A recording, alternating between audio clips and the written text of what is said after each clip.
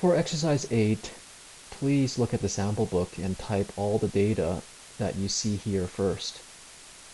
Okay, once you finish typing the data, I'd like you to click cell E6 and type in the following formula.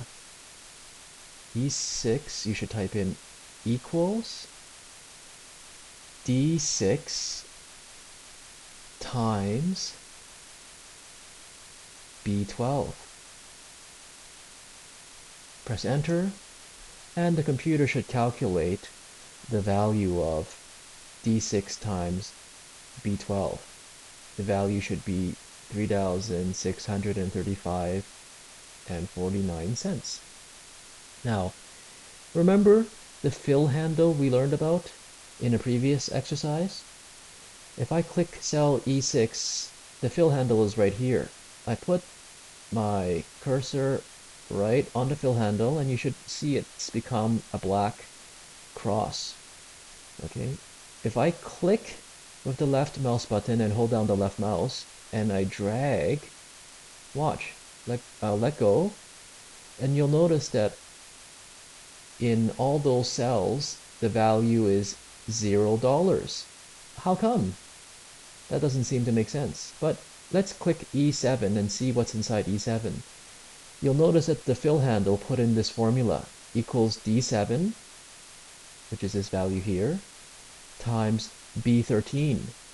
Now what's B13? B13 is this cell right here. It's empty. There's nothing in here.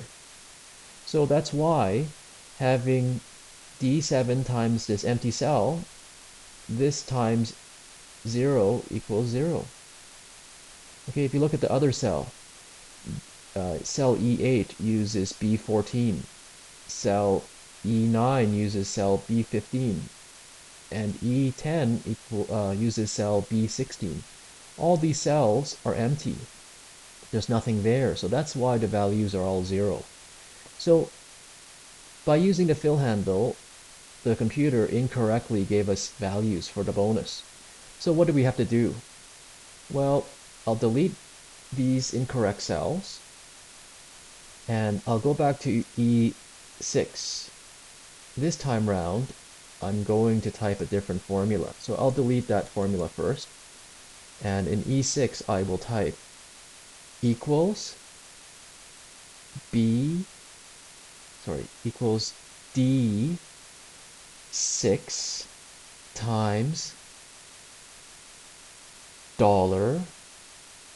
$B $12.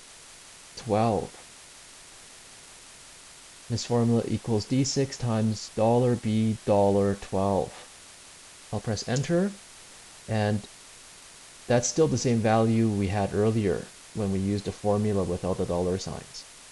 But this time round, if I use the fill handle, I'll click here, drag down, let go.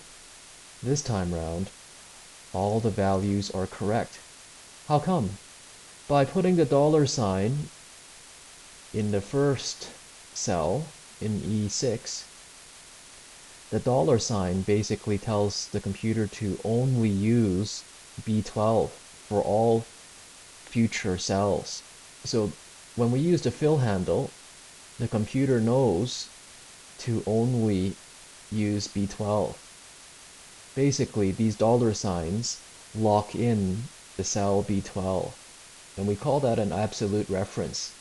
By putting an absolute reference in one cell, all the future cells will use that same cell reference.